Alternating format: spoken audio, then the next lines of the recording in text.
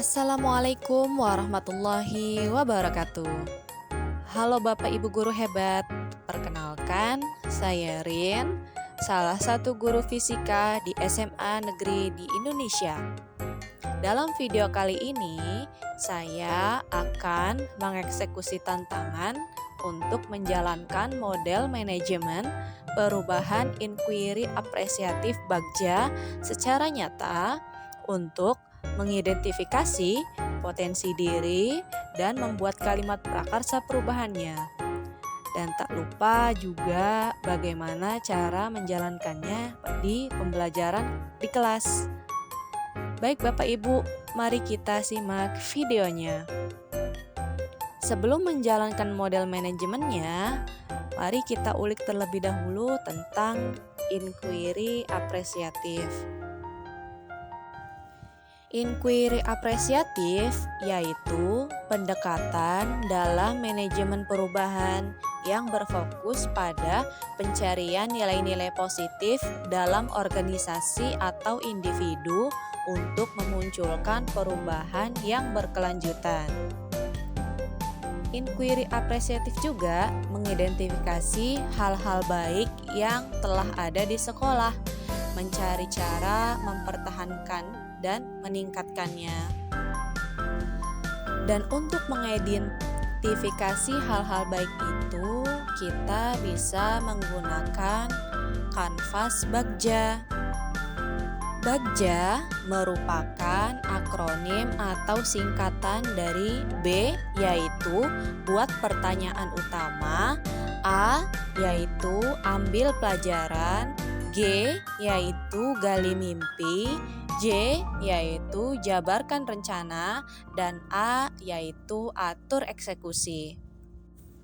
Menurut John Townsend, inquiry apresiatif ada di dalam diagram ini. Pertama, inquire into what works, yang berarti menanyakan apa yang akan dilakukan dalam konteks positif. Kemudian, imaginative how good it could be, yang berarti bayangkan kalau itu akan terjadi. Kemudian, agree how good it should be, artinya setuju dengan apa yang memang seharusnya terjadi. Lalu yang terakhir adalah commit to what will be, artinya kita komit dan percaya bahwa itu pasti akan terjadi. Dari penjelasan tersebut, kita bisa menentukan visi terhadap murid yang kita ajarkan dengan menanyakan atau mulai memimpikan sesuatu hal yang baik akan terwujud. Di sini, ia mempunyai visi yaitu menjadikan peserta didik memiliki rasa tanggung jawab yang tinggi atas keputusan yang diambilnya sendiri dan menjadi problem solver sejati dari setiap masalah yang dihadapinya dan diintegrasikan dengan penguatan karakter profil pelajar Pancasila. Kemudian, saya juga membuat prakarsa perubahan di mana saya yakin bahwa saya dapat mewujudkan peserta didik yang bertanggung jawab dan mempunyai karakter problem solver sejati dengan penguatan karakter profil pelajar Pancasila melalui kegiatan pembelajaran reflektif, inovatif, dan berpusat pada kesadaran murid dalam memimpin dirinya sendiri atau leadership on study case. Pembelajaran reflektif yang dilakukan di dalam kelas dapat mengukur sejauh mana usaha kita sebagai guru atau pendidik dalam menjalankan strategi pembelajaran agar tepat sasaran pada tujuan supaya murid dapat tumbuh rasa kesadaran diri bahwa mereka belajar untuk kebutuhan mereka sendiri, bukan karena paksaan baik dari orang tua, guru, lingkungan, dan lainnya. Sehingga, selain karakter profil pelajar Pancasila dapat melekat, juga dapat menumbuhkan vibes merdeka belajar di dalam diri mereka sendiri. Oleh sebab itu, kenapa saya di sini mengambil pembelajaran yang reflektif agar siswa sadar bahwa belajar itu untuk menyelamatkan dirinya sendiri dan membuat bahagia ketika di masa mendatang. Lalu, di sini saya ambil inovatif, di mana pembelajaran yang inovatif ini saat ini sangat ditekankan sekali karena pembelajaran yang inovatif itu dapat menghilangkan rasa bosan pada peserta didik saat belajar dan juga bisa mengupgrade teknologi yang digunakan di masa kini supaya peserta didik pun dapat berkembang mengikuti zaman sesuai dengan kodratnya atau kodrat zaman. Kita tidak tahu kebutuhan siswa ke depan ataupun peserta didik di masa depan itu seperti apa, sehingga kita wajib untuk memfasilitasi mereka dengan teknologi yang terbaru di masa kini supaya mereka tidak terlalu kaget dengan teknologi di masa depan. Lalu, di sini saya mengambil leadership on study case. Di sini leadership itu merupakan ilmu dasar yang harus dimiliki oleh setiap manusia yang minimal ilmu tersebut berguna untuk memimpin dan memanage dirinya sendiri. Merdeka belajar sangat digaungkan di kondisi pembelajaran terkini, sehingga peserta didik harus mampu untuk sadar bahwa belajar itu bukan karena tuntutan dari orang tua ataupun pihak eksternal lainnya. Namun, kemauan ini harus ditumbuhkan dengan mengasah leadership skills mereka terlebih dahulu, sehingga bagaimana memerge antara leadership skills dan konten pembelajaran di kelas adalah suatu teknik yang akan dilakukan untuk mewujudkan visi saya dalam meningkatkan kualitas murid. Untuk apa? Karena leadership ini akan menumbuhkan tanggung jawab dari diri masing-masing peserta didik. Oh iya, saya ini belajar untuk masa depan saya supaya kehidupan saya bisa lebih baik daripada masa sekarang. Dan juga bisa menumbuhkan komitmen terhadap suatu peraturan tertentu. Baik Bapak Ibu guru hebat, kita masuk ke section selanjutnya yaitu Managing Vision, Managing Student for the Future with Bagja Canvas. Kita masuk ke Canvas Bagja untuk bisa membreakdown dari prakarsa perubahan yang sudah dibuat. Untuk tahap B yaitu buat pertanyaan utama atau define. Saya di sini membuat pertanyaan pertama, bagaimana cara untuk menumbuhkan rasa tanggung jawab peserta didik di dalam kelas? Kemudian, kegiatan seperti apa yang harus dilakukan agar peserta didik dapat menjadi problem solver sejati sekalipun bukan di dalam pembelajaran di kelas? Dalam kanvas ini, di tabel tindakan atau penyelidikan, saya mengisi jawaban yaitu rasa tanggung jawab peserta didik itu dapat dilatih dengan komitmen di kelas dengan guru terlebih dahulu, seperti membuat kesepakatan kelas, perjanjian kelas tentang aturan sekolah, dan lain sebagainya. Lalu dilanjut dengan mencoba pembelajaran kelompok di mana peserta didik diberi kesempatan untuk memimpin kelompoknya untuk menyelesaikan soal atau tantangan tertentu. Selain yang sudah dijabarkan pada poin pertama, peserta didik dapat dibiasakan dengan pembelajaran berbasis study case, problem based learning, discovery learning, project based learning, dan lain sebagainya. Kemudian dibimbing oleh guru sebagai contoh untuk peserta didik dalam kehidupan sehari-hari. Tahap selanjutnya yaitu A, di mana A itu merupakan ambil pelajaran atau discover. Pertanyaan yang saya ajukan, yang saya siapkan adalah siapa sajakah yang berpengalaman mengisi materi tentang kepemimpinan di sekolah agar dapat dibagi kepada peserta didik untuk diaplikasikan ke dalam diri mereka. Yang kedua, teknik pembelajaran seperti apa yang dapat dikombinasikan dengan leadership training agar peserta didik dapat menumbuhkan rasa tanggung jawabnya dan menjadi problem solver di setiap masalah di kelas, baik soal akademik maupun tantangan sosial. Tindakan atau penyelidikan yang saya masukkan adalah pertama, mencari tahu dan menggali informasi dari guru secara face to face atau by angket diagnostik agar tepat sasaran. Bisa juga dilihat dari track record keseharian atau portofolio kegiatan di sekolah ataupun masyarakat. Ini untuk mengisi materi tentang kepemimpinan di sekolah agar dapat dibagi kepada peserta didik.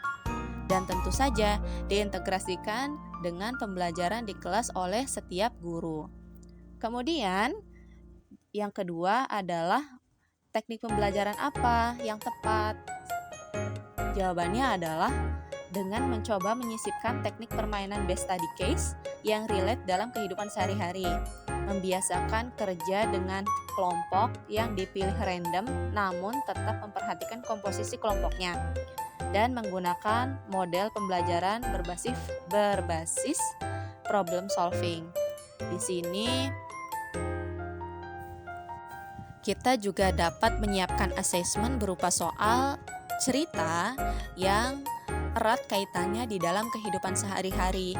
Misalnya tentang kehidupan di sekolah, kehidupan di kelas, kemudian juga dengan nama-nama yang familiar di kelas yang disajikan di dalam study case untuk dipecahkan oleh masing-masing siswa ataupun secara berkelompok supaya mereka terlatih untuk memecahkan sebuah masalah. Seperti itu. Kemudian, Canvas G yaitu gali mimpi atau dream. Pertanyaannya adalah apa saja tindakan lanjutan yang saya ataupun tim akan lakukan jika plan pertama saya berhasil? Kemudian pertanyaan yang kedua adalah karakter seperti apa yang akan muncul apabila pembelajaran di kelas dikombinasikan dengan leadership training? Yang pertama, jawabannya adalah tetap melakukan evaluasi kualitas belajar dalam pembelajaran di kelas, melakukan refleksi secara kontinu untuk perbaikan ke depan, kemudian membuat lesson plan ke depan secara rinci untuk kegiatan pembelajaran ke depannya sebagai rencana tindak lanjut untuk kegiatan di kelas. Lalu, karakter seperti apa sih yang akan muncul ketika pembelajaran di kelas itu dikombinasikan dengan leadership training, baik mapel eksak ataupun mapel sosial ataupun mapel bahasa ataupun yang lainnya? Diharapkan dapat memunculkan rasa tanggung jawab murid atas keputusan yang sudah diambil dan menjadi problem solver sejati dari setiap masalah yang dihadapi, yang diperkuat dengan karakter profil pelajar Pancasila dalam diri masing-masing peserta didik. Step selanjutnya yaitu jabarkan rencana atau desain. Pertanyaan yang diajukan adalah langkah-langkah apa saja yang harus saya persiapkan untuk mendukung kegiatan peserta didik dalam melakukan refleksi sebelum dan sesudah kegiatan pembelajaran, dan juga indikator apa saja yang digunakan untuk mengukur kegiatan pembelajaran yang inovatif dan reflektif, serta kemampuan kepemimpinan murid di kelas. Tindakan atau penyelidikan yang saya ajukan adalah pertama, menyusun program untuk proses pembelajaran peserta didik dalam kurun waktu tertentu sesuai dengan target yang ditentukan. Membuat instrumen tes refleksi peserta didik, kemudian mengumpulkan data untuk menjadi bahan analisis refleksi pembelajaran dan kondisi peserta didik. Di sini dapat berupa atau menggunakan Google Form ataupun platform yang lain, bisa Mentimeter ataupun yang lainnya. Kemudian setelah itu menganalisis dan mengevaluasi hasil refleksi dan membuat rencana tindak lanjut dari data yang sudah didapatkan. Kemudian indikatornya pasti di sini harus menyiapkan rubrik penilaian kinerja peserta didik di kelas saat pembelajaran. Selain saat pembelajaran, kita juga menyiapkan rubrik observasi ketika dia sedang melakukan kinerja di kelas. Lalu bisa menggunakan penilaian teman sebaya dan juga anekdot atau catatan kecil yang sekiranya mencerminkan bahwa ada kejadian unik di setiap kelasnya supaya kita bisa melihat sisi lain dari setiap anak ataupun setiap kelas tersebut. Lalu step terakhir adalah atur eksekusi atau deliver. Pertanyaan yang diajukan yaitu siapa saja yang kita libatkan untuk mengeksekusi rencana ini? Apa saja job desk-nya? Ranahnya sejauh mana? Kemudian yang kedua, berapa lama target waktu yang dibutuhkan untuk menjalankan rencana tersebut?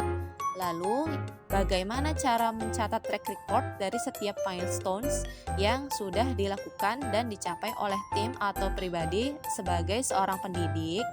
Tindakan atau penyelidikan yang saya ajukan adalah pertama, menyusun tim kinerja yang berisi guru, wali kelas, dan BK. Guru bekerja dalam ranah strategi pembelajaran dan juga penilaian atau asesmen di kelas. Wali kelas dalam ranah pemantauan nilai akademik dan komunikasi kepada peserta didik dan juga orang tuanya. Serta BK bekerja dalam ranah pemantauan kondisi psikologis dan juga perkembangan anak. Kemudian, berapa lama target waktu yang dibutuhkan?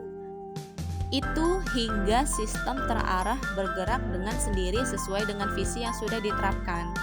Namun, untuk pemantauannya diberlakukan selama 1 semester agar dapat terlihat progres perkembangannya. Kemudian, bagaimana cara mencatat track record-nya? Yaitu dengan cara membuat draft instrumen pemantauan peserta didik yang akan dipegang oleh guru mapel, wali kelas, dan BK yang kemudian dijadikan satu ke dalam sebuah database berbasis elektronik melalui makro Excel ataupun yang lainnya. Tidak ada yang salah dalam proses menentukan visi terhadap murid impian Bapak Ibu guru di kelas. Harapan adalah sebuah capaian yang harus diusahakan untuk digapai agar menjadi kenyataan. Dalam prosesnya, kita akan mengalami trial and error. Namun, setiap prosesnya insya Allah akan menjadi berkesan jika kita sudah mencapai titik finish saat visi itu menjadi nyata.